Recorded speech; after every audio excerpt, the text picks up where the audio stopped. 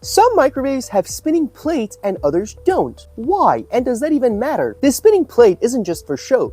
It moves your food through the invisible waves of radiation, so everything heats evenly. Without it, you would get one scorching bite and one that's still frozen. But here's the twist. Microwaves without plates, they're not broken. They use something called the Stereo fan, which is hidden on top to scatter the waves. Think disco ball, but for the heat. It bounces energy all around, so the food cooks without moving. That's why commercial microwaves, the one in the restaurants, don't spin. They're built to heat fast, hard, and evenly for big trays of food. So next time you open a microwave and there's no plate, don't panic. It's not missing parts, it's just a different kind of machine. Precisely one that can cook your dinner without doing the turntable dance.